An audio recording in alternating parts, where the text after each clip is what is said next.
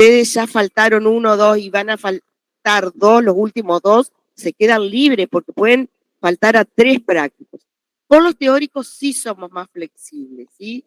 Pero a los prácticos tienen que venir porque ya hay mucha gente que se ha quedado libre por faltas, porque ha faltado, porque tuvo ganas el primero y el segundo, resulta que ahora se enfermó de verdad, y un práctico más, con 3 prácticos se quedan libres. O sea, esta carrera es presencial, no se puede hacer con certificados médicos, ¿sí? No es que lo decidamos en la cátedra, es la facultad que dice que tienen que tener el 70% de asistencia para regularizar. Bueno, dicho esto, el lunes estuvieron seguramente hablando con Nelson de las células musculares, también llamadas fibras musculares. Yo les había comentado la semana pasada que la palabra fibra tiene distintos significados. Acá cuando hablamos de fibra muscular es una célula, o células fusionadas, pero células. En cambio, cuando hablamos de fibra nerviosa, nos referimos a el axón o a los nervios. Los axones son una parte de la célula. Y cuando nos referimos a fibras colágenas o fibras elásticas, nos referimos a una proteína, o sea que a una molécula. Entonces, el término fibra puede ser una molécula, puede ser parte de una célula, o en el caso de lo que vamos a analizar hoy es una célula. Fibras porque son células alargadas, bastante extensas y que se fusionan. ¿Dónde encontramos células musculares? Bueno, en los músculos, valga la redundancia, esqueléticos. Los músculos esqueléticos, con Nelson lo deben haber mencionado, pero vamos a repasar algunas cositas más rápidamente. Son los músculos que están asociados a nuestro esqueleto, a los huesos. El músculo cardíaco es el músculo que se encuentra en el miocardio, en una de las paredes del corazón. Y el músculo liso es un músculo que se encuentra en las vísceras, en órganos huecos, como la vejiga, el estómago, el intestino, las arterias. Encontramos músculo liso. ¿Cuál es la función de todos los músculos? Producir movimiento, que podríamos decir que es el objeto de estudio más importante que tiene la kinesiología, estudiar el movimiento y tratar sobre las dificultades en el movimiento. Es muy general, ¿no? Y para que se produzca el movimiento, lo que va a ocurrir es que se va a contraer el músculo además estos músculos van a ser de soporte, de protección, de estabilidad y de equilibrio, ¿sí? Así como en el organismo. Nosotros nos vamos a dedicar a analizar cómo es que se produce el movimiento en cada célula. Todas las células se mueven de manera sincrónica, simultánea, entonces esas estructuras microscópicas que se mueven a la vez, en definitiva, hace que se mueva todo el músculo y se mueva, por ejemplo, un brazo, ¿no? Tal vez esto lo vieron con Nelson. Un músculo esquelético está asociado al hueso mediante un tendón. El tendón es tejido conectivo que va a recubrir este músculo, sobre todo MEC tiene. Los músculos esqueléticos, a su vez, tienen como haces musculares y cada haz muscular está formada por las células musculares, que son las fibras musculares. Las fibras musculares son alargaditas, el conjunto de cada fibra está protegido por matriz extracelular, ¿sí? ¿Por qué? Porque otra vez esta es una célula muy especializada y necesita recibir nutrientes, deshacerse de los desechos, y lo hace a través de la MEC. Entonces, cada célula muscular está rodeada de MEC. En el caso del músculo esquelético, se reúne en un grupo de células musculares y también están rodeados de MEC y conectivo, y todo el músculo también, ¿sí? Yo ahí tengo una duda. ¿Cómo? Ahí me quedó una duda, Sí. De que si, digamos, las miofibrillas forman la fibra muscular. Exacto, ahí ahora se los explico. Okay. Mio significa músculo, ¿sí? Miofibrilla quiere decir fibrilla del músculo. Para que se mueva el músculo esquelético, cardíaco, liso, interviene el citoesqueleto. Es la parte de la célula que va a movilizarse. ¿Qué componentes del citoesqueleto? Los microfilamentos. Los filamentos más delgaditos.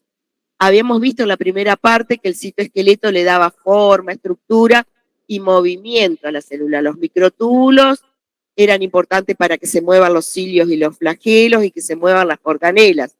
Los filamentos intermedios le dan forma, le dan estructura a los distintos componentes celulares y los microfilamentos también, además de darle forma y estructura, le dan movimiento, motilidad celular.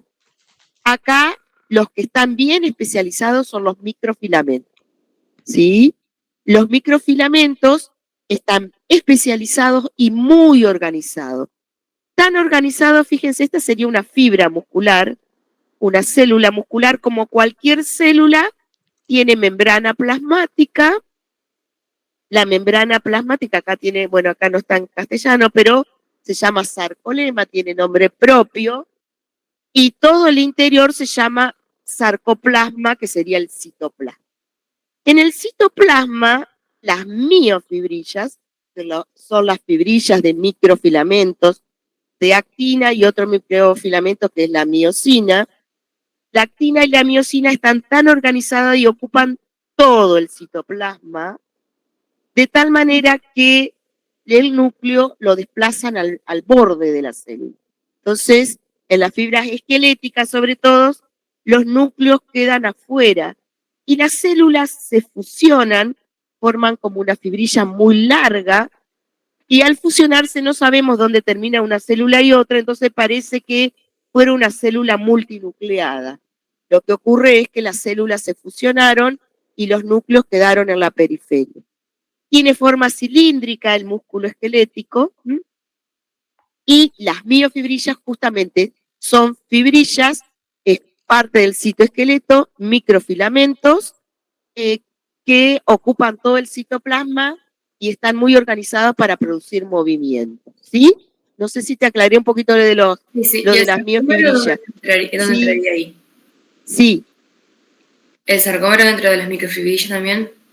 Claro, ahora vamos a ver, las miofibrillas están organizadas en unidades repetitivas, esas unidades que se repiten se llaman sarcómeros. Genial. Los sarcómeros están formadas de miofibrillas, exacto, ¿sí?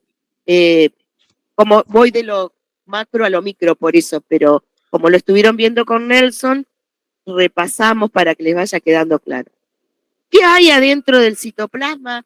Y lo mismo que hay en cualquier célula. Están las organelas que están en todas las células, pero acá, bueno, hay algunas particularidades. Por ejemplo, hay muchas mitocondrias. ¿Por qué hay muchas mitocondrias? Y porque si hay movimiento se gasta energía. ¿Y las mitocondrias qué función tienen? Síntesis de ATP. Producir energía. Bien, sintetizan ATP. Muy bien. Para que el sarcómero o la miofibrilla se muevan, va a ser necesario el ATP y mucho ATP, ¿sí? Entonces hay muchas mitocondrias. El problema es que acá las mitocondrias no se pueden mover porque está todo el citoplasma ocupado por miofibrillas. Entonces son fijas y abundantes.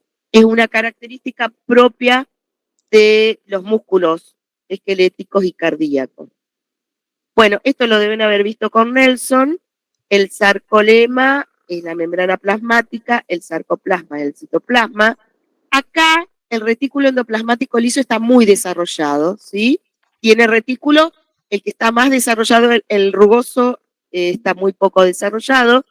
El liso sí está muy desarrollado y acá va a cumplir una función importantísima en las fibras esqueléticas, que es almacenar calcio. Ya vamos a ver por qué es tan importante el calcio. También tienen la particularidad estas fibras musculares que se invagina esa membrana, se pliega hacia el interior y eso se llama túbulo T, que son invaginaciones de la membrana. Y esos túbulos T por dentro, por el citoplasma, están rodeados por retículo endoplasmático liso, hacia los dos lados, y eso se lo denomina tríada. Es un túbulo T con dos cisternas, con dos túbulos de retículo endoplasmático liso, y lo que ya les mencionaba, las mitocondrias son fijas. Pero bueno, acá tienen como una síntesis, creo que esto se lo debe haber dado Nelson. Bueno, acá otra vez vemos una fibra, un pedacito de fibras musculares. Estas son las esqueléticas, ¿sí? Les estoy contando de las esqueléticas, todo lo que estamos hablando, pero las otras son parecidas.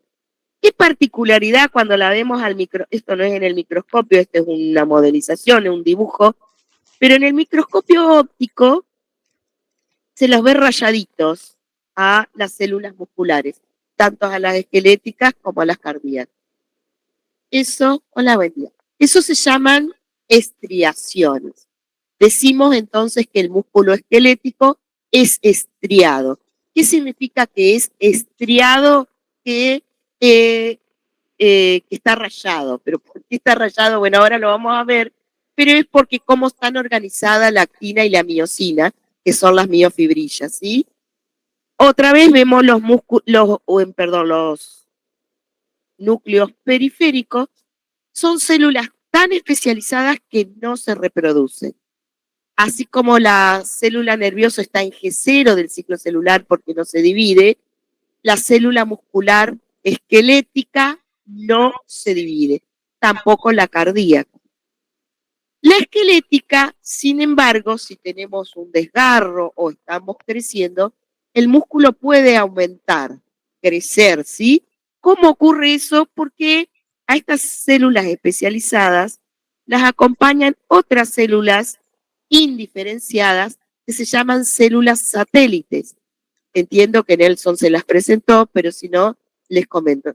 Las células satélites son células indiferenciadas que están acompañando al músculo esquelético. Si ese músculo se daña o está creciendo o es estimulado para que aumente su volumen, esas células entran en división. Se dividen por mitosis y luego se diferencian en estas fibras musculares esqueléticas, ¿sí? Entonces las fibras musculares esqueléticas no se dividen, pero sí hay células satélites que pueden entrar en mitosis y completar el ciclo y diferenciarse. Esto lo deben haber visto con Nelson, pero lo repasamos. Estas son dos fibras, en vez de estar en posición horizontal, tan vertical en el dibujo para que se ubiquen. Fíjense, esta sería la membrana plasmática de esta fibra, esta sería la membrana plasmática de esta fibra muscular. Acá, fíjense, el núcleo está periférico. El núcleo es periférico, por lo tanto, es una fibra muscular esquelética. Las mitocondrias están fijas y son abundantes. Está cortado, ¿sí? Y esto que se ve acá, fíjense, es la invaginación de la membrana, que son los túbulos T, y pegaditos a los túbulos T están las ramificaciones del retículo endoplasmático liso, que esto se llama cisternas, y forman una tríada. Una tríada es un túbulo T con dos cisternas de retículo endoplasmático liso.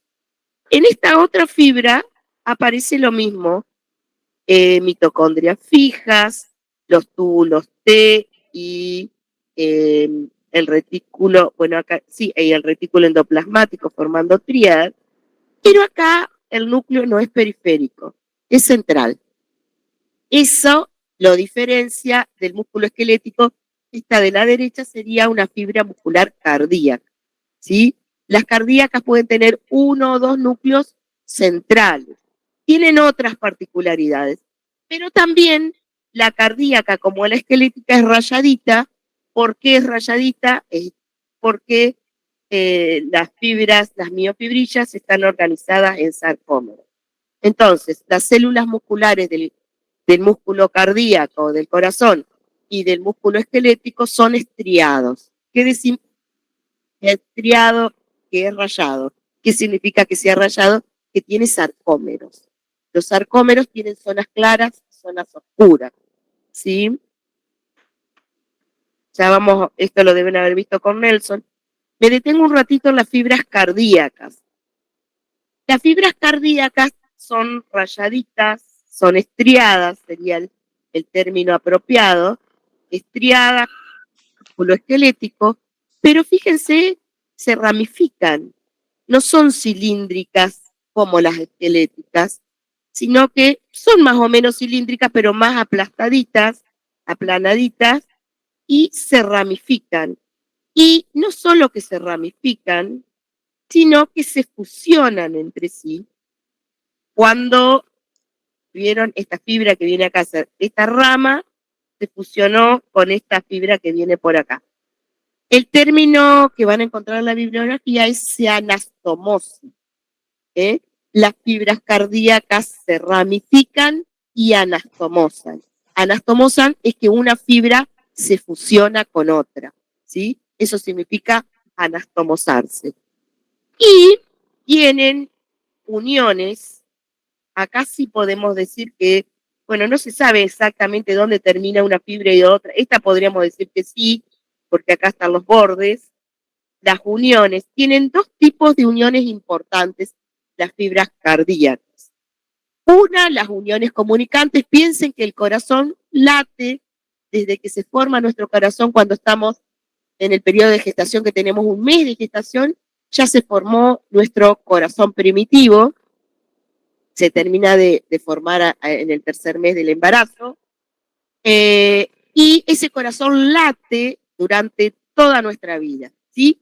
Y los latidos del corazón son sincrónicos, dos movimientos, diástole y sístole, eso ya lo van a ver en otras materias, pero saben que se contraen sincrónicamente. Para que se puedan contraer de manera simultánea y lo que sentimos como los latidos, deben estar muy bien comunicadas estas células. Entonces hay uniones comunicantes, son abundantes. Y no solo hay uniones comunicantes, también debe haber uniones fuertes, porque es un músculo que se está moviendo todo el tiempo. Los desmosomas. Bien, muy bien. Son los desmosomas. En esta imagen no se ve, pero la que sigue, acá, digamos, son esquemitas, hay uniones desmosomas. De las uniones comunicantes y las uniones desmosomas, fíjense acá, se concentran en un determinado lugar. Fíjense, en los núcleos son centrales, este es un esquema, ¿no? Tienen mitocondrias fijas, estos son los sarcómeros, se ramifican, y en el lugar donde se concentran las uniones comunicantes y desmosomas, se conoce eso como discos intercalares. Si hacemos una observación al microscopio óptico con ciertas técnicas, podemos ver cómo estas rayitas son, ahí se concentran las uniones comunicantes y las uniones desmosomas, eso se llaman discos intercalares. Sabemos que este es músculo cardíaco porque los núcleos están centrales y fíjense, se ramifican. Entre las fibras también hay MEC, que se llama endomisio, tejido conectivo, que llega a cada célula muscular esquelética para nutrirla y para que esta célula se deshaga de los desechos, ¿no? Otra diferencia con el músculo cardíaco es que estas no tienen células satélites. Estas células no, están siempre en G0, no se dividen y si se dañan, se mueren. Solo puede ser reemplazado por tejido fibroso. Si se muere una célula cardíaca, ese espacio que queda ahí solo es reemplazado por tejido fibroso del conectivo, por colágeno, elastina, ocupa ese lugar. Si el daño de la célula es muy grande, es cuando se le produce un infarto, ¿no? Un infarto muy grande, se dañan muchas células y eso es irreparable e irreversible. Bueno, este sería las estriaciones ¿En qué músculo cardíaco o esquelético? Esquelético. Esquelético, muy bien. ¿Por qué? El núcleo a la periférica. Muy bien, exactamente. Los núcleos son periféricos. Esto se ve al microscopio óptico. Se pueden ver, por supuesto, con tinciones especiales. Y acá vemos otra vez una célula muscular esquelética. Esto lo deben haber visto con Nelson, pero yo lo estoy repasando para después explicarle lo que necesito. Veíamos otra vez el núcleo periférico, el sarcolema, todo este sarcoplasma tiene los túbulos T con el retículo endoplasmático liso muy desarrollado, que acá está representado en color azul celeste, forman las tríadas, las mitocondrias son fijas y abundantes, y casi todo el citoplasma está ocupada por estas miofibrillas. Tanto en el músculo cardíaco o esquelético, las miofibrillas están ordenadas de manera paralela, ¿sí? Y esta ordenación se repite, están los microfilamentos delgados y los microfilamentos gruesos. Esta unidad repetitiva se llama sarcómero. Los sarcómeros son los que se van a movilizar y hacer que se mueva el músculo. Acá vemos otra imagen, cómo está formado un sarcómero. Creo que esto lo trabajaron con Nelson, ¿no? Bien, entre dos discos Z, los discos Z o líneas Z son filamentos intermedios. Los microfilamentos intermedios acá no intervienen, ¿eh? Intervienen para mantener en su posición al sarcómero, pero no forman parte del sarcómero. Todos son microfilamentos. La actina y la miosina son filamentos más bien delgados, ¿sí? Los más delgaditos de todos son los filamentos de actina, que se van a unir a esta proteína. Los discos Z, son una proteína que se llama actinina. Unido a esa proteína están los sarcómeros. Están unidos, los sarcómeros van de disco Z a disco Z. La actina está unida al disco Z. La miosina no, está en una posición central, pero esa, la miosina está sostenida por un puente de proteínas que se llama línea M, que está bien en el centro. En los lugares donde solo hay actina, serían las zonas claras. Cuando vemos rayadito el sarcómero, las zonas claras es porque solamente tienen microfilamentos de actina. Y las zonas oscuras es porque está superpuesta la actina con la miosina. Entonces se va gruesa. Los científicos han acordado en decir que el sarcómero está formado por bandas I y por bandas A. Las bandas I son las de actina y viene del término isotrópico. Mediado del siglo XX, las técnicas de reconocimiento de las estructuras bioquímicas no eran las que tenemos ahora, pero una técnica muy utilizada en el siglo XIX y el siglo XX es hacerlos atravesar por un rayo luminoso que tiene una única longitud de onda, ¿sí? Entonces los científicos observaban que las moléculas orgánicas, cuando eran atravesadas por un haz de luz, se desviaban en una dirección a la derecha, las que eran sintetizadas de manera inorgánica se sintetizan a la izquierda. Esto no lo tienen que saber, tal vez en química lo mencionaron, pero ¿por qué les hago esa aclaración? Bueno, usó esa técnica de atravesar un haz de luz polarizada sobre los sarcómeros, y cuando se atravesaba por las zonas claras, por las bandas claras, se desviaban en una sola dirección, lo que está indicando que había un solo tipo de moléculas en ese lugar. Iso, van a aprender latín acá, iso viene del latín igual. Istrófico, trofismo es movimiento. Isotrópica quiere decir que se mueven en una sola dirección. En cambio, cuando el A se atravesaba por las bandas A, era anisotrópico. En varias direcciones se descomponía la luz. ¿Por qué? Porque hay más de un tipo de molécula. De ahí el término bandas I y bandas A. Vieron que en biología sintetizamos con siglas. Los químicos les ponen nombres largos y en biología los sintetizamos con siglas. Entonces, las bandas A son las claras, las bandas I son bandas claras y las bandas A son las bandas oscuras.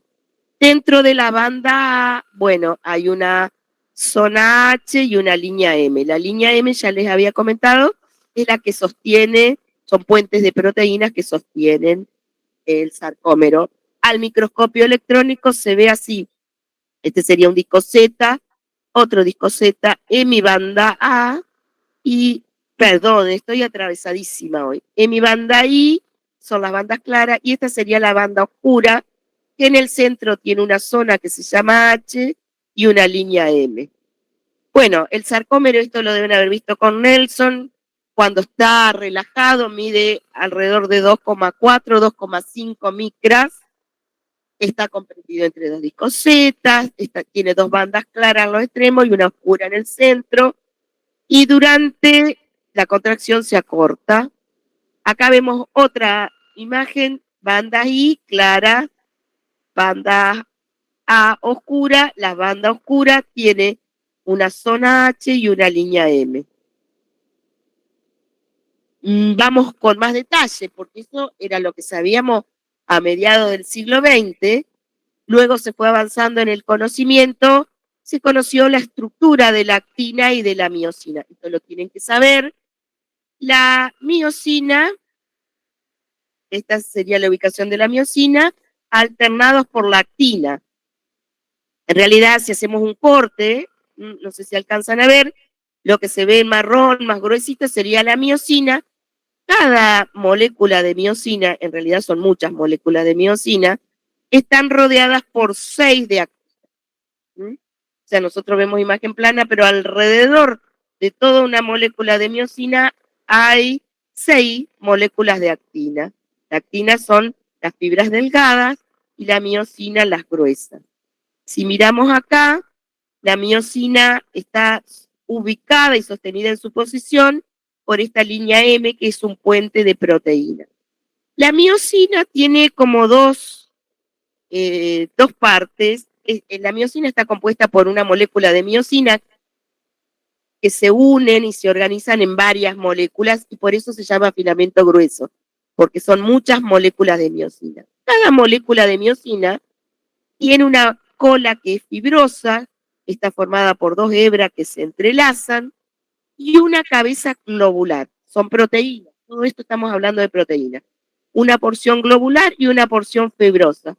Y acá une la porción fibrosa con la globular un puente elástico flexible.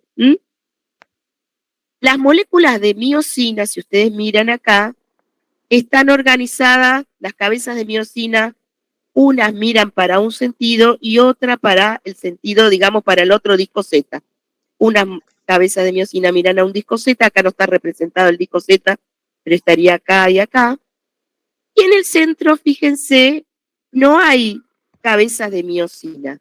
En el lugar del sarcómero donde no hay cabeza de miosina es lo que se conoce como zona H. Y en el centro de la zona H está la línea M. Si miramos con más detalle, bueno, acá se ve lo mismo. Los filamentos de miosina son los filamentos gruesos, tienen las cabezas de miosina, el centro la zona H y el puente proteico forma la línea M.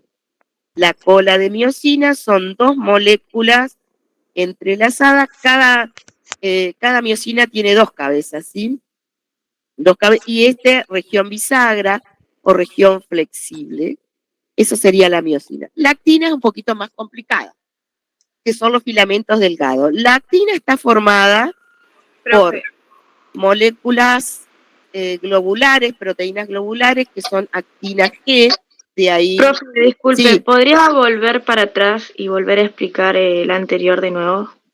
Y lo de la zona H, ¿se lo puede repetir? Bueno, estos serían los filamentos de miosina que son gruesos. ¿Por qué son gruesos? Porque están formados por muchas moléculas de miosina. Cada molécula de miosina tiene una cola filamentosa y una porción globular, que son las cabezas de miosina, que van a ser importantes para la contracción. Por eso estoy repasando esto, para después explicarle cómo se contrae el músculo. Y esta región flexible o bisagra o región puente es la que se va a movilizar. ¿Cómo se ubican la miosina, los filamentos de miosina se ubican con los bastones filamentosos, van a quedar medios en el centro, y las cabezas están en todas direcciones de los filamentos gruesos, a un lado y a otro. Estos filamentos de miosina en el sarcómero están paralelos. ¿Por qué se mantienen paralelos? Porque hay proteínas que los sostienen por el centro, puentes proteicos, bien en el centro, y eso va a ser la línea N. Si observan un filamento de miosina, tiene regiones donde están las cabezas de miosina y una región central donde no hay cabeza de miosina.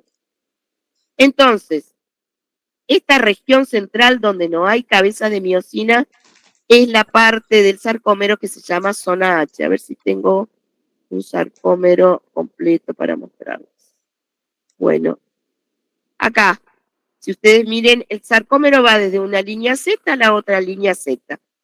Se superponen la actina con la miosina. Esto sería las bandas claras. Esto sería bandas claras, y donde se superpone la actina con la miosina es la banda oscura o la zona, la A. La banda I y la banda A. La banda A es porque está superpuesta la actina y la miosina. Pero la banda A tiene una región central donde no hay cabezas de miosina. Esta región es la zona H. Y dentro de la zona H está la línea M.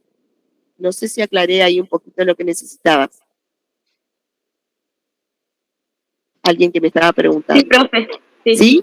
Bueno, más o menos. Si no, vuélvanme a preguntar, por favor. Entonces... sería como una proteína que estabiliza, digamos, el sarcómero. Hay varias proteínas que estabilizan el sarcómero. Yo se las voy nombrando, se las voy presentando de a poquito. Hasta ahora le he presentado los puentes proteínicos que forman la línea M, pero hay más proteínas que ayudan a que siempre estén paralelos. Piensen ustedes que si esas fibras no están paralelas, después va a ser muy complicada la contracción, ¿sí? O sea que hay proteínas que le van a dar forma a ese sarcómero. Sí, ya se las voy a mencionar, seguramente Nelson se las mencionó, pero hay proteínas que le dan estabilidad y que mantienen esa forma del sarcómero. Ya se las voy a mencionar, pero estoy repasando los filamentos delgados de actina, que están formados por actina G, que es actina globular.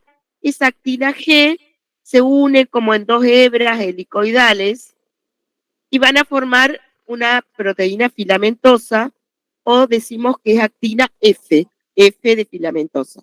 Actina G son la actina globular, que cuando se unen esa doble cadena helicoidal, forman la actina F, que sería esto, que estoy señalando con el cursor. Esa actina F, a su vez, se mantiene en esa posición porque hay otra proteína que está formada también por dos hebras, que es la tropomiosina. La tropomiosina es como un cordoncito que va rodeando a la actina F y ayuda a que esa molécula esté estable. A su vez, cada tanto, de una forma, siempre la misma cantidad, me parece que son 13 moléculas de proteína G, no hace falta que lo sepan porque la profesora no lo sabe, no me lo acuerdo, soy muy mala para los números. Hay un complejo de otras proteínas, que es el complejo troponínico o las troponinas, que son 3 troponinas. La troponina I, que se va a unir a la actina, la troponina T, que se va a unir a la tropomiosina, y la troponina C, que va a ser importante se va a unir con el calcio.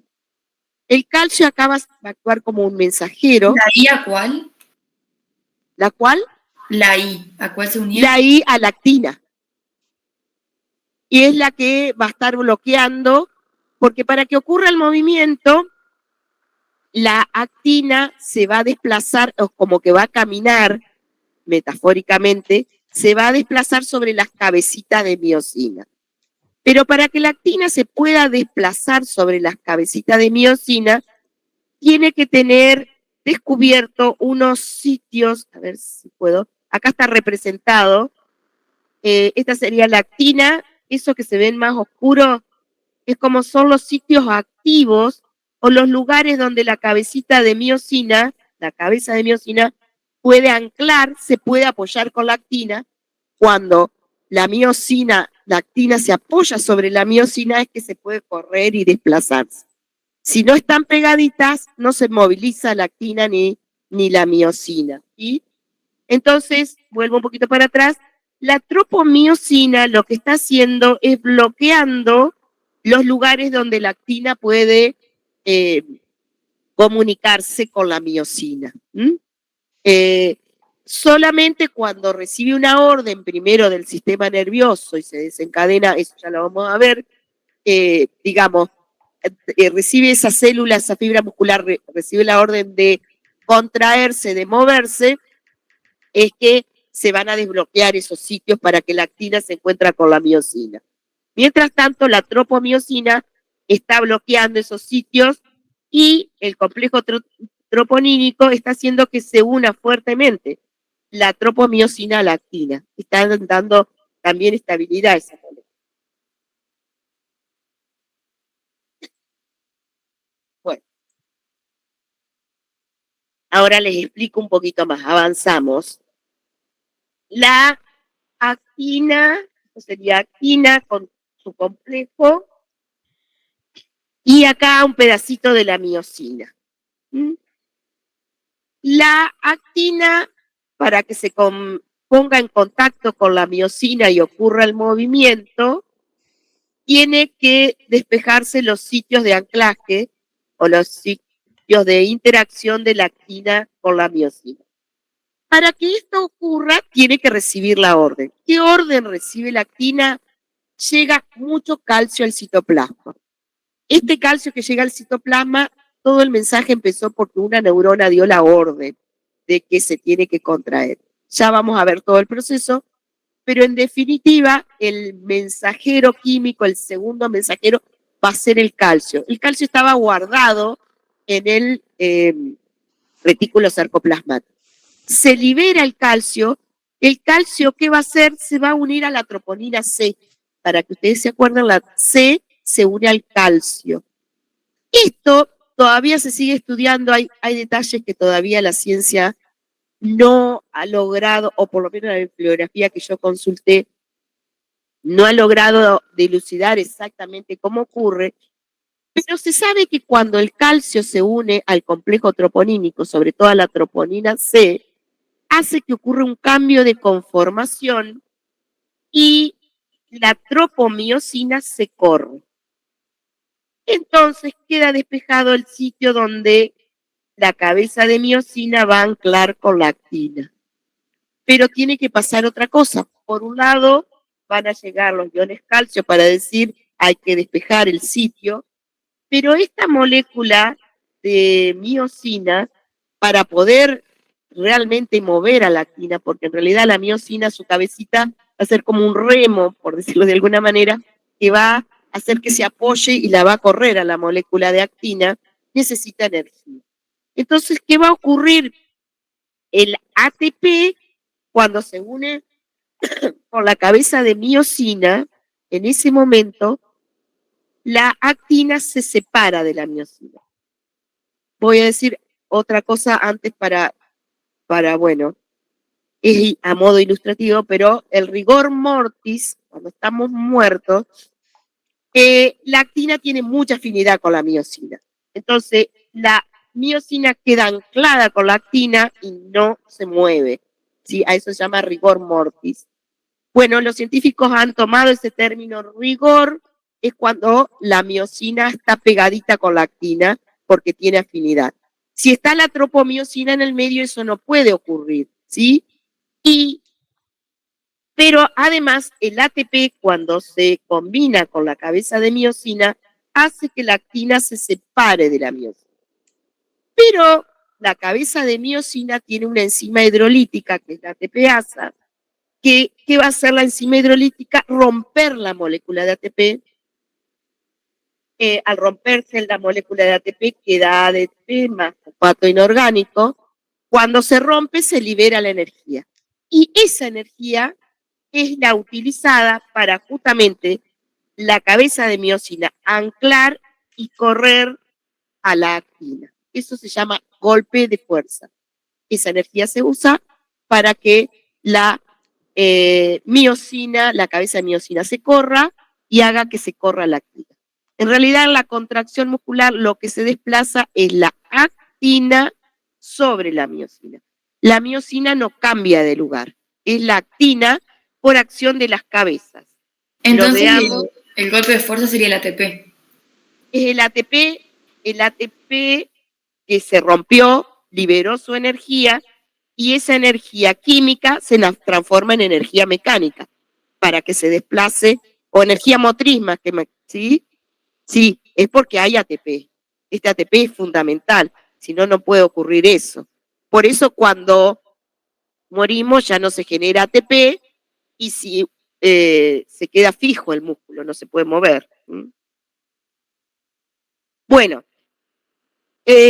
como esto es re complejo, no es difícil, pero es complejo, vamos a lo teórico. Las miofibrillas, que son de actina y miosina y algunas más, son todos microfilamentos.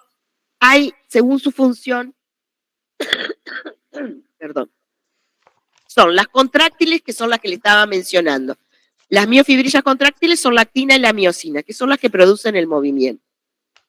Pero hay otras proteínas o otras miofibrillas que se llaman reguladoras, que van a decir si se tiene que contraer o no, que cuáles son justamente la tropomiosina y las troponinas. Si están bloqueando o no bloqueando el sitio de interacción o no. Y hay otras proteínas que ustedes recién me preguntaban, que son las estructurales. Las estructurales son justamente las que van a mantener esa forma del sarcómero. Entonces, las contráctiles son los filamentos delgados de actina y los filamentos gruesos de miosina. Está bueno que lo registren, si no lo hicieron los otros días. Con Nelson estaba leyendo un trabajo publicado en Harvard que cómo hacemos para estudiar mejor. Bueno, hay varias técnicas, pero una cosa que resulta mucho es anotar conceptos clave, escribirlos. No es lo mismo leerlos que escribirlos. Y acá en biología, lamentablemente, tenemos muchos términos nuevos que se llaman así, no se le puede cambiar el nombre. Por ejemplo, la actina y la miosina, que son las unidades contráctiles. Contráctiles refieren que son las que producen el movimiento. Las estriaciones son las disposiciones del citoesqueleto, ya lo había mencionado, pero a modo de síntesis, las bandas claras, que son isotrópicas, y las bandas oscuras, que son anisotrópicas, son los filamentos de miosina más los filamentos de actina. Las bandas oscuras son actina más miosina y actina, y las bandas claras solo actina. Esto lo deben haber visto con Nelson, pero bueno, si necesitan que vuelva la diapo, me avisa. Las bandas claras o isotrópicas están formadas por actina. Actina G, que es una doble hélice, para formar la actina F, no puse ahí eso. La tropomiosina, que es una proteína fibrosa. La troponina, que forma el complejo CTI, y las líneas Z, que son de actinina. Y las bandas oscuras están formadas por miosina y actina. Bueno, la miosina son dos barras paralelas unidas por un puente elástico y una proteína globular o cabeza. Las bandas más claras, central o banda H, hay solo miosina y no hay cabezas de miosina. Y la línea M son las proteínas que mantienen paralelas las fibras de miosina. Las proteínas reguladoras, las proteínas entonces contráctiles son la actina y la miosina. Las proteínas reguladoras porque son las que permiten o no el movimiento, la tropomiosina, que bloquea el sitio para la cabeza de miosina, y las troponinas. La subunidad C es la que se va a unir el calcio, la T une el complejo a la actina, y la T, bueno, se une a la tropomiosina, ahí está mal, une la tropomiosina a la actina, Y la I también se usa porque inhibe el corrimiento de la tropomiosina, pero la I es la que está unida a la actina. Me olvidé de corregir ahí eso. Está con un poquito de error. La I se une a la actina, pero además inhibe el movimiento en su conjunto, ¿sí?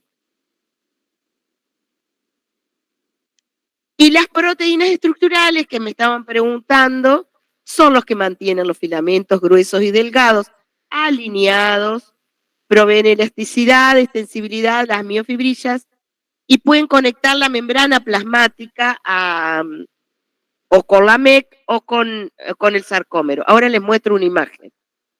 Bueno, son estas: la titina, nebulina, desmina y distrofina. Creo que tengo una imagen.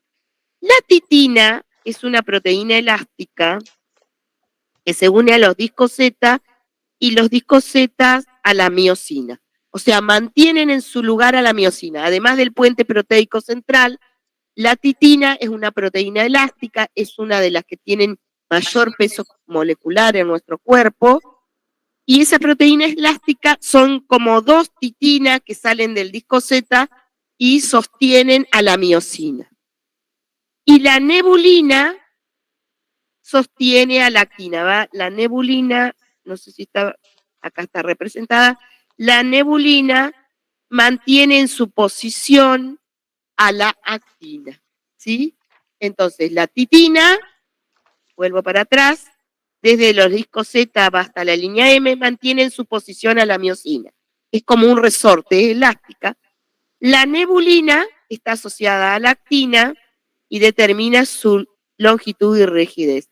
En cambio, la desmina y la distrofina van a sostener todo el sarcómero, sobre todo la membrana plasmática. Fíjense, acá está la desmina, que se une a la membrana plasmática, y la distrofina. Hay otras más, hay otras, pero para no complicarles tanto la vida, con que recuerden que la desmina y la distrofina mantiene el sarcómero en su posición y unido a la membrana para que no se mueva dentro del citoplasma. Fíjense qué cantidad de moléculas están actuando acá para que el sarcómero mantenga su posición. Fíjense que si no estuvieran paralelas la actina con la miosina no se podría desplazar sobre la miosina y no podría ocurrir la contracción, ¿sí? Entonces es fundamental que se mantengan siempre paralelas. Bueno, esas serían las proteínas estructurales que ustedes deben recordar. Bueno, ¿qué ocurre cuando está relajado el músculo? Bueno, serían los discos Z, esta sería la miosina y esta sería la actina. Cuando se contrae el músculo, cada sarcómero, este es un sarcómero simplificado, ¿no? Se acorta. ¿Por qué? Porque la actina se movió sobre la miosina. Les pregunto yo, ¿qué cambió de tamaño? ¿La banda A o la banda I o las dos?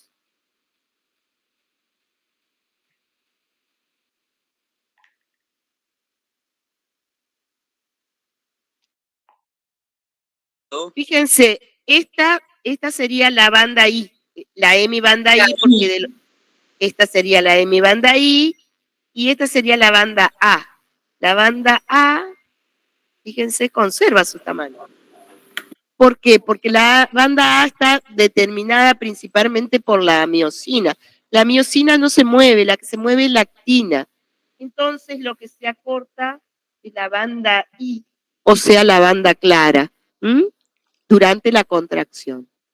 Cuando se va a relajar este músculo, justamente el resorte de miosina se va a estirar, el resorte de titina se va a estirar y va a ayudar a la relajación.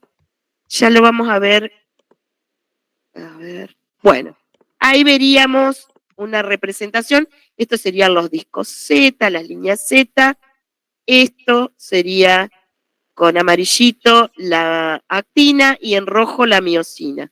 Cuando se acorta el sarcómero, se acortan los sarcómeros sucesivos, porque acá hay otro sarcómero y acá hay otro sarcómero, ¿sí? Y de manera sincrónica se acortan todos los sarcómeros, se acorta el músculo, se contrae la miofibrillas, ¿sí? Piensen en el músculo bíceps. Cuando se acorta, que se pone gordito. El músculo acá, como tiene unido al tendón, arrastra el hueso, entonces puedo hacer mi brazo así. ¿Sí? De manera muy simplificada. No todos actúan exactamente así, pero esto es a nivel molecular, pero esto se hace de manera sincrónica. Todos los sarcómeros se acortan a la vez y eso hace que se produzca el movimiento. Esto es el citoesqueleto muy especializado. Miremos con más detalle lo que pasa ahí.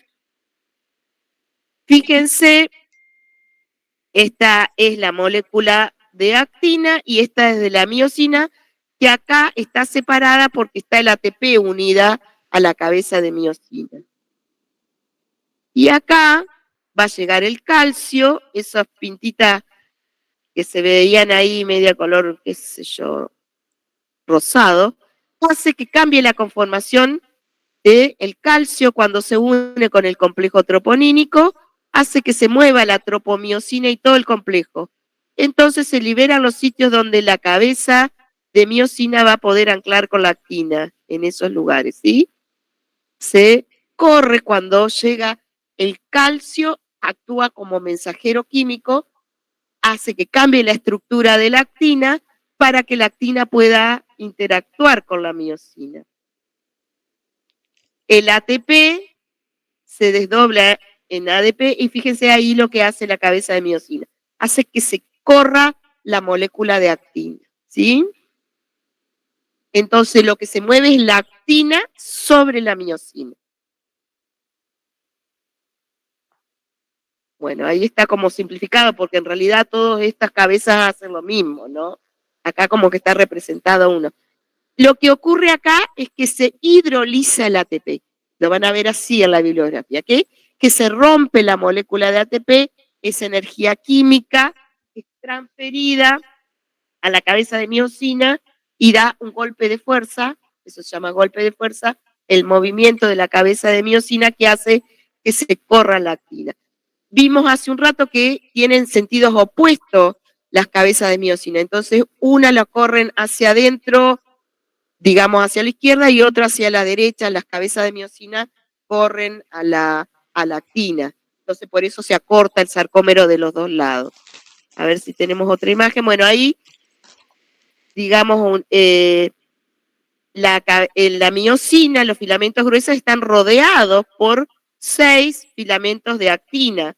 ¿Sí? Las cabezas de miosina en un sentido van haciendo correr, se va hidrolizando, va consumiendo ATP, va haciendo desplazar la actina, y del otro lado lo mismo en el sentido opuesto. Por eso se acorta el sarcómero. Y en definitiva lo que ocurre es esto. Se acorta todo el músculo. Bueno, para que esto ocurra, si lo miramos con más detalle, una fibra estriada esquelética, ahí, no sé si alcanzaron a ver, un telodendrón, un axón. Para que esto ocurra, debe recibir el mensaje de una señal eléctrica, perdón, de una señal nerviosa. O sea, los nervios son los que van a estar dando la orden para que esas fibras musculares se contraigan. El músculo esquelético, la mayoría son voluntarios, en cambio el cardíaco y el liso son involuntarios. Nosotros, para que cuando estamos haciendo la digestión, los movimientos peristálticos del estómago y el intestino, no lo hacemos de manera consciente. El corazón late, aunque nosotros estemos haciendo otra cosa, ¿no? Son involuntarios. En cambio el esquelético, perdón, es un músculo voluntario. Y es lo que, bueno, acá hay una síntesis de lo que veníamos hablando. ¿Qué es la contracción muscular? Es el acortamiento de la longitud de la fibra muscular por deslizamiento de la actina sobre la miosina en cada uno de los sarcómeros sucesivos, a partir de un estímulo nervioso. Y eso se llama placa neuromotora, que es lo que voy a tratar de explicarles ahora. ¿Qué es la placa neuromotora? Es una sinapsis, donde si es neuromotora, es la comunicación entre una célula nerviosa y una fibra muscular. Cuando hablamos de motora o hablamos de músculo, y si hablamos de músculo, hablamos de movimiento. Motor refiere al movimiento. Entonces, de ahí el nombre de placa neuromotora, que es el otro tema que les tengo que explicar hoy. Bueno, acá está, no sé ni qué hora es. ¿Qué hora es? ¿Hace cuánto? Las 9. Hace un buen rato que los tengo pobres acá, ni que ni hablen. Bueno, falta poquito.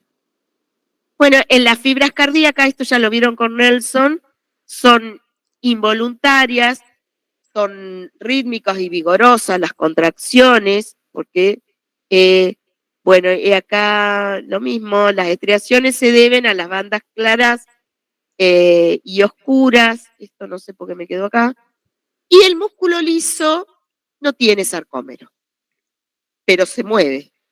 Entonces sí tiene actina y miosina, ¿sí? No está organizado en sarcómeros.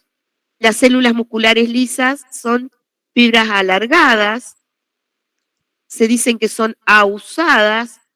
Uso quiere decir que los extremos son como cónicos y el centro es más grueso y tiene un solo núcleo central. Pero si no tiene sarcómero sería como una contracción desorganizada. Es lenta más que desorganizada. Tanto es lenta la contracción como la relajación. Dura periodos mucho más largos para contraerse y para relajarse. Pero no es tan desorganizada. ¿Por qué? Porque tiene que recibir un mensaje también para contraerse. Lo que pasa es que es involuntario, pero sí no se contrae cuando quiere, sino cuando recibe el mensaje de que se tiene que contraer. O sea que sería lento más que desorganizado, ¿sí? Y tiene un solo núcleo central y esta sí se reproduce. Pueden hacer mitosis estas células musculares. ¿Cómo está organizada el citoesqueleto en una fibra muscular lisa? Tiene un núcleo central y fíjense, la actina se va a unir a la membrana plasmática por unas regiones que se llaman cuerpos densos, y en el interior están distribuidos los filamentos de miosina. Entonces, cuando se contrae, la actina, que se va a desplazar por la miosina, ya les voy a mostrar otra imagen, arrastra la membrana plasmática. Entonces, la membrana se ve así arrugadita y toda la célula se acorta. Así actuaría el músculo liso. Acá serían los cuerpos densos que se une la actina. La miosina está distribuida en el interior. Estas serían las moléculas de miosina. No hay complejo troponínico acá. Acá hay otro mecanismo. Y no tiene desarrollado el retículo endoplasmático. Entonces no tiene tanto calcio disponible. El calcio que también necesita calcio para contraerse, lo va a tomar del espacio intercelular. Eso hace que la contracción también sea más lenta. No hay tanta disponibilidad de calcio que estimule la contracción. Cuando llega un mensaje del sistema nervioso que te tiene que contraer esa fibra muscular lisa, se abren los canales de calcio que están en contacto con el espacio intercelular, con la MEC, ingresa de manera pasiva el calcio y ahí se produce la contracción. O sea que el calcio viene digamos, de lo que vendría siendo el espacio intracelular. Exactamente, Leandro. Leandro creo que veo poco de lejos, pero sí, tiene que venir. A diferencia del músculo estriado, esquelético y cardíaco, que las células tienen muy desarrollado el retículo sarcoplasmático, entonces pueden almacenar calcio. El calcio es un ion que no puede estar libre por mucho tiempo dentro de del citoplasma, ¿sí? O la célula lo tiene almacenado en el retículo o está fuera de la célula. Para los músculos lisos lo usan el que está fuera de la célula, en el espacio intercelular, en la MEC, ¿no? Bueno, habíamos dicho el músculo, las fibras musculares esqueléticas están unidas al esqueleto. La MEC que rodea el conectivo y la MEC que rodea cada célula muscular se llama endomisio. Esto lo van a volver a ver en histología con más precisión, entiendo, pero a veces la profe de histología, como no tiene mucho tiempo y sabe que nosotros lo mencionamos acá, lo pasa rapidito. Pero Endomisio se llama el tejido conectivo que rodea cada célula muscular. Todos los tipos de células musculares tienen endomisio. Las esqueléticas, a su vez, como se agrupan en haces musculares, tienen perimisio. Cada grupo, este sería un corte, esto sería el perimisio, endomisio, cada fibra muscular. Perimisio, un grupo de haces de fibras musculares. Y el epimisio, lo tienen todas, es el tejido conectivo que está rodeando a todo el músculo, cardíaco, esquelético o liso, ¿sí? A todo el órgano ya. Entonces El epimisio, todas tienen epimisio y endomisio. todos tienen endomisio y epimisio. Todas tienen endomisio y epimisio. ¿Para qué sirve ese conectivo? Justamente para nutrir y para que lleguen también las neuronas, ¿sí? Los axones neuronales llegan por el tejido conectivo, al igual que los capilares sanguíneos, ¿sí? Sí. ¿Puede repetir lo de epimisio? Bueno, repito. Endomisio tienen cada célula muscular, cada fibra muscular está recubierta de endomisio porque hasta ahí tiene que llegar las axones neuronales y los capilares con nutrientes, ¿sí? Pues si no, no puede funcionar. Y epimisio también tienen todos los tipos de fibras musculares, lisas o esqueléticas o cardíacas. También porque recubren ese órgano y porque para que lleguen los nutrientes y los nervios, ¿sí? El epimisio se continúa con el tendón que tiene gran cantidad de conectivo. Eso lo van a ver en histología más adelante. Y el tendón es el que se une al hueso, ¿no? Para que ocurra el movimiento. Perimisio encontramos en los músculos esqueléticos.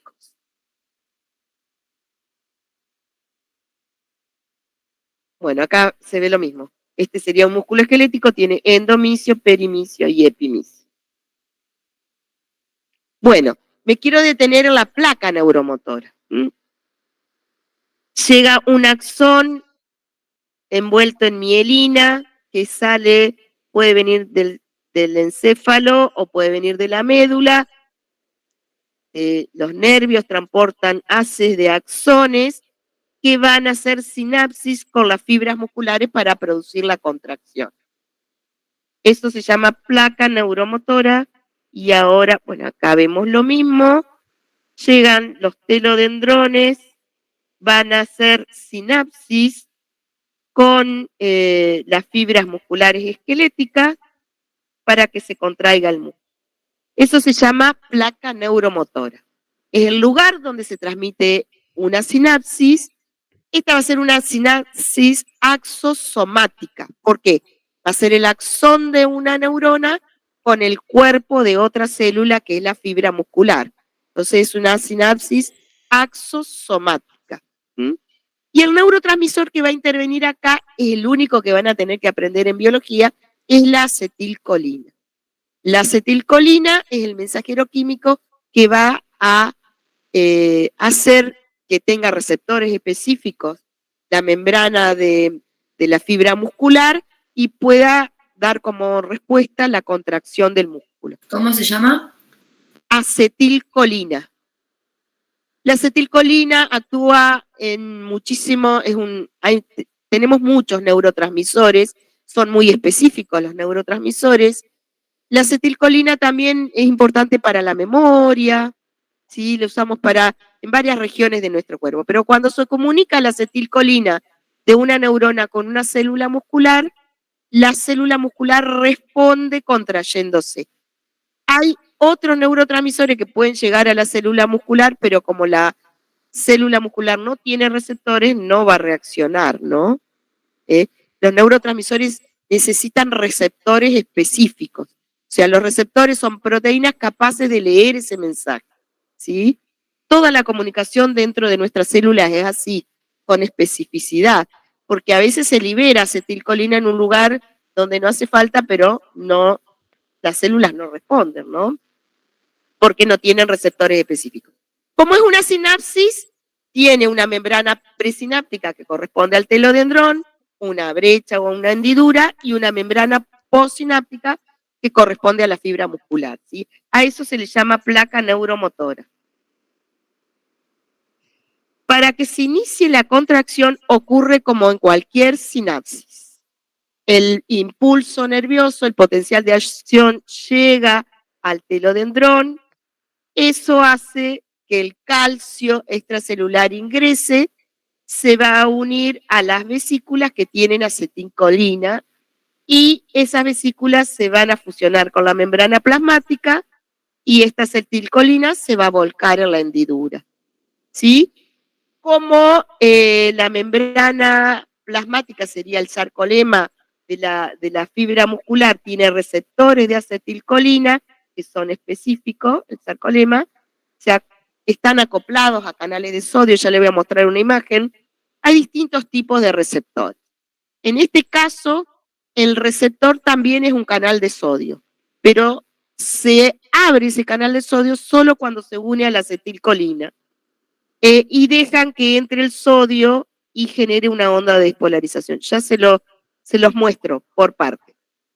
Esto es igual que cualquier sinapsis, ¿no? Llega el impulso nervioso al telodendrón, esto hace que se abran los canales de calcio dependiente del voltaje, este calcio se va a unir a las vesículas con neurotransmisores, en el caso específico que estamos viendo, los neurotransmisores son de acetilcolina. Entonces, esto va a provocar una exocitosis.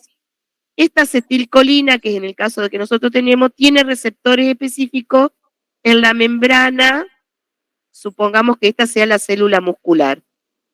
Los receptores de acetilcolina son también canales de sodio. Entonces, cuando los receptores vieron que acá están de color naranja, no sé qué color sería este, o rojo, como lo ven ustedes, los mensajeros químicos, el neurotransmisor acetilcolina se une al receptor, esto hace que se abra el canal de sodio. Habíamos visto la semana pasada que cuando entra mucho sodio, produce una... Exactamente, muy bien. Produce una onda de despolarización.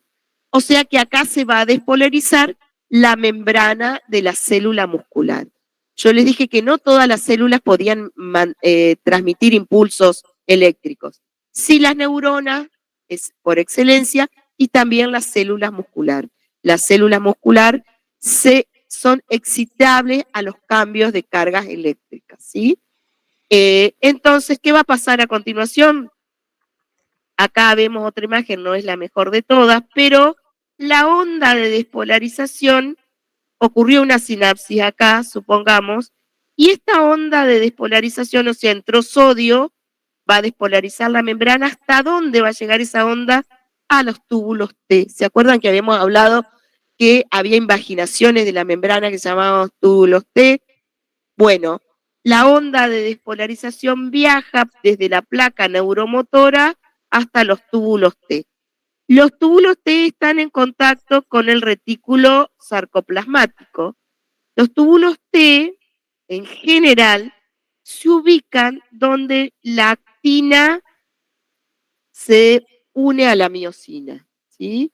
En los lugares, no tanto en la actina sola, sino los túbulos T se ubican donde se encuentra la actina comunicada con la miosina. ¿Por qué?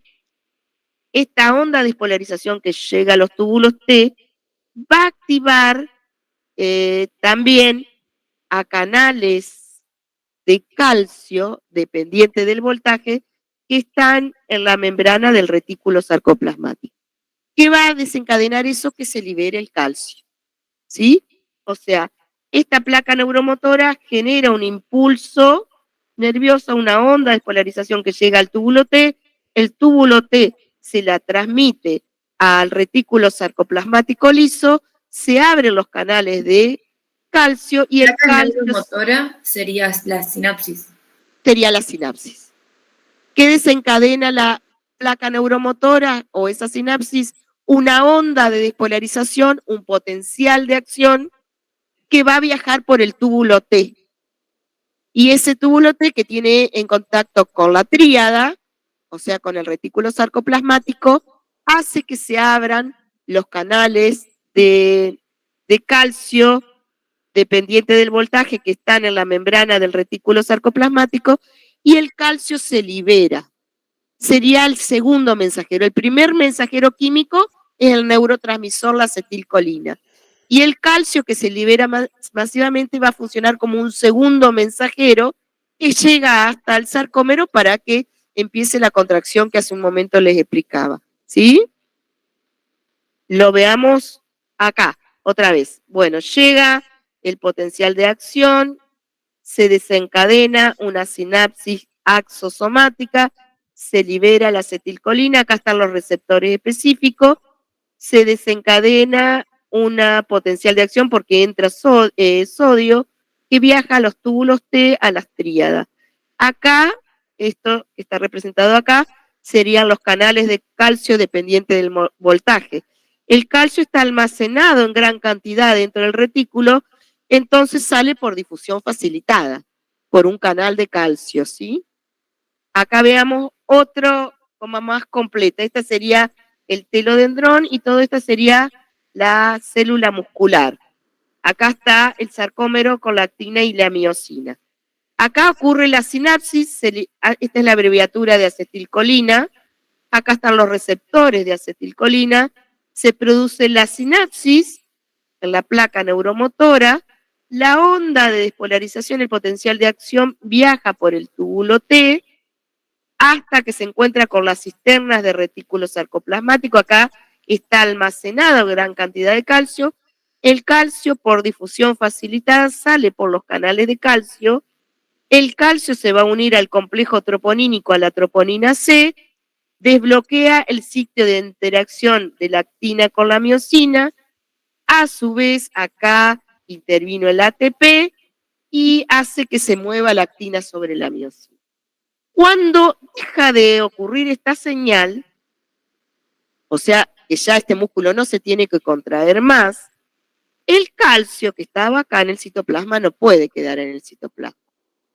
Va a volver contragradiente de concentración hacia el retículo. Entonces, ¿mediante qué transporte lo hace? Bomba. Muy bien, bomba de calcio, porque es una bomba específica.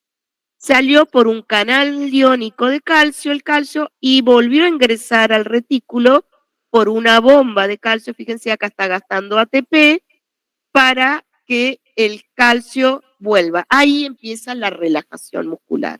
¿Y el acetilcolina queda, digamos, allá arriba? O... La acetilcolina es degradada por una enzima que es degradada, por una enzima que se llama acetilcolinesterasa. Como que la acetilcolina, digamos, impulsa que se mueva, digamos, para que se haga todo, pero no hace nada más. Nada más. Una vez que se libera la acetilcolina y cumplió su función, es degradada. Muchas veces la misma neurona la reabsorbe porque se divide en grupo acetil y el grupo colina, se separan, se absorbe, la neurona la absorbe por flujo retrógrado, vuelve al soma neuronal, donde se vuelve a resintetizar para volver a cumplir su función.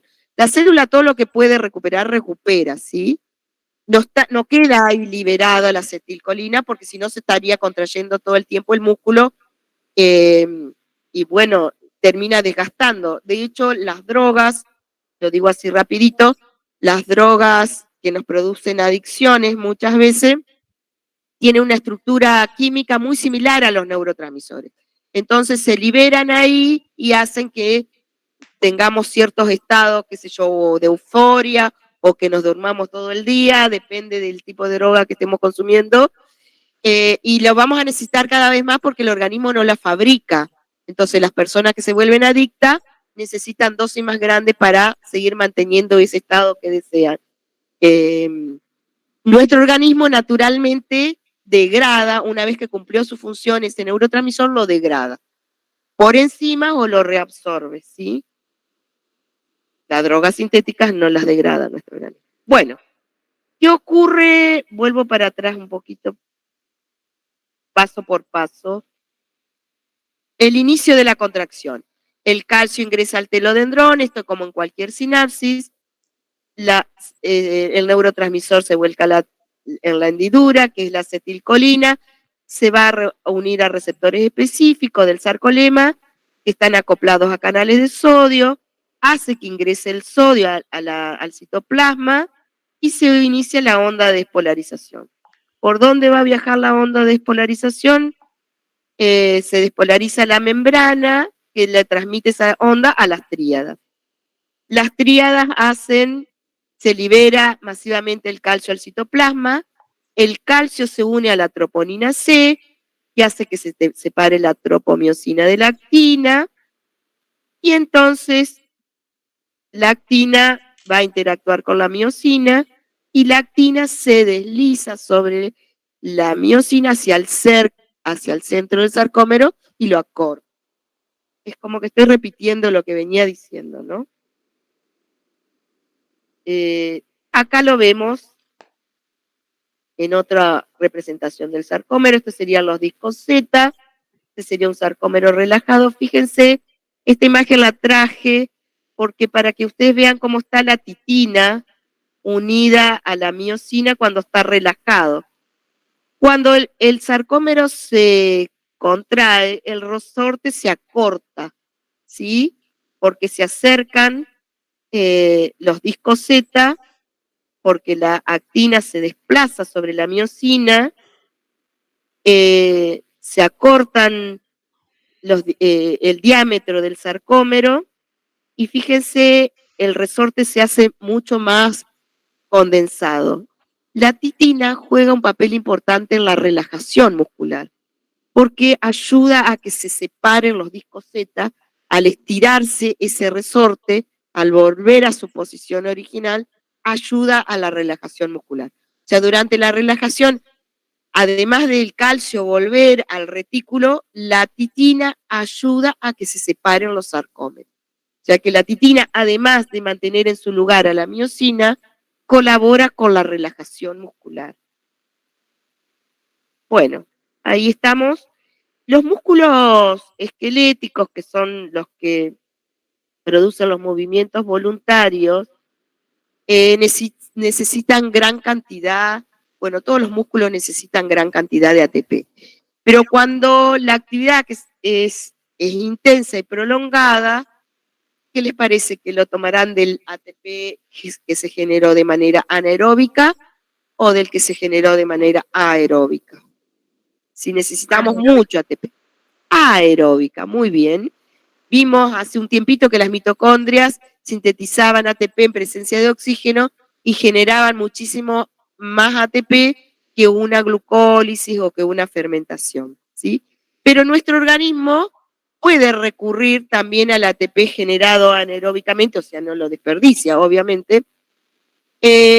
Y esto lo van a ver, entiendo un poquito más en la segunda mitad del año en histología o en las otras materias, pero las fibras musculares esqueléticas hay como tres. Las intermedias no las voy a mencionar, pero las rojas y las blancas, las dos son del músculo esquelético. Las fibras rojas son las que necesitan la mayor cantidad de ATP aeróbico porque tienen muchas mitocondrias y son muy resistentes a la fatiga. Pueden mantenernos, por ejemplo, ustedes que ahora están sentados y no se caen, es porque las fibras rojas están manteniendo la postura de ustedes y se están contrayendo todo el tiempo para que esté erguido, ¿sí? En cambio, las blancas, que están dentro del músculo esquelético, actúan en movimientos rápidos, como alzar algo de mucho peso, que dura unos milisegundos al inicio de una carrera de 100 metros llanos, por decirlo, en milisegundos, las primeras que actúan son las blancas, tienen una contracción mucho más rápida y echan mano del ATP anaerobio. Es el primer ATP que está disponible. En cambio, las otras necesitan un tiempito más para formar ATP. En realidad, nuestros músculos tienen muchas estrategias, ya lo van a ver en fisiología, para obtener el ATP que van necesitando. Usan primero una estrategia, después otra y después otra, según las necesidades. Y si no tenemos ninguna de esas, hay agotamiento. Pero van a encontrar en la bibliografía, por eso se las menciono, que puede haber fibras rojas y blancas. Rojas porque tienen más mioglobina, la mioglobina puede retener más oxígeno, porque para la respiración celular se necesita oxígeno, tiene mucha más cantidad de mitocondria que las fibras musculares esqueléticas blancas. Bueno, hasta acá terminaría, pero quiero hacer, los que están acá me esperan un ratito porque les tomo asistencia. Por las dudas, si no lo han leído todavía, para que se vayan poniendo a tiro, para el trabajo práctico de la semana que viene, por equipo, por grupo de trabajo, tienen que hacer una maqueta. Bueno, es un rato de trabajo. Y vi esto, que me pareció que ustedes lo pueden mejorar, si no quieren recurrir a los fideos, a lo que tengan en la casa, si me ocurre fideo, el filamento delgado y filamento grueso, pueden ponerse ustedes a armar un sarcómero. La miosina podrían ser el cuerpo, la actina, los brazos, y esto de acá, los discos Z, podrían ser compañeros de ustedes. Bueno, ustedes pueden, se los dejo porque tal vez ustedes están haciendo mucho problema y con varios compañeros pueden armar un sarcómero y representarlo, ¿sí? Se los dejo por eso. Y para los que todavía no han visto el trabajo práctico, recuerden que tienen que llevar algo porque lo van a tener que explicar cómo funciona, ¿sí?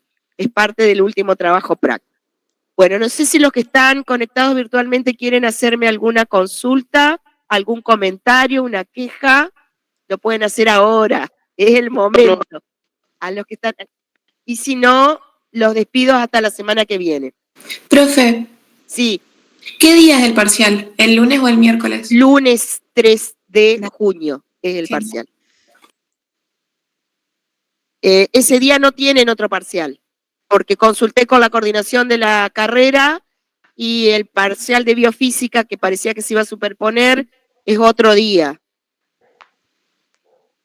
No se debería poder superponer.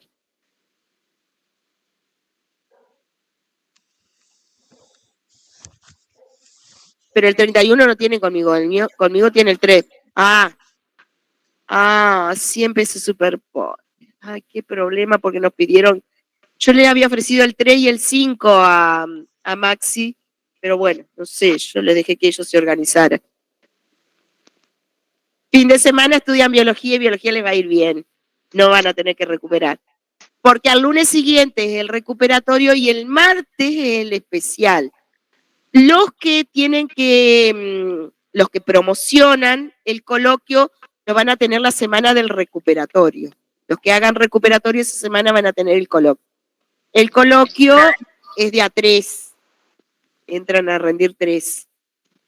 Les doy una actividad que tienen que analizar y después le explican, ¿sí? Profe, Sí. No entendí bien lo del examen especial recién, lo que acaba de decir. Sería el lunes, no sé bien qué fecha. El lunes sería... 17 de junio es feriado, por eso no lo hacemos lunes. Es el martes 18. No tienen los martes de biología, pero como esa semana hay clase martes y miércoles nomás, digamos hay actividad, porque todos los otros días son feriados. El lunes feriado, el jueves y el viernes feriado. Tenemos martes y miércoles nomás para hacer el especial. Claro, yo lo había entendido como que era el lunes el examen, digamos, Sí. y después el especial. Nada que ver. No, viene el examen y el recuperatorio, porque la gente del segundo parcial, que supongamos que le fue bien en el primer parcial y le fue mal al segundo parcial, tiene el derecho a hacer el especial. Y tiene que ser después del recuperatorio, no puede ser antes. ¿Sí? Los que les fue mal el primero, pongan pila, así pueden acceder al especial, ¿sí?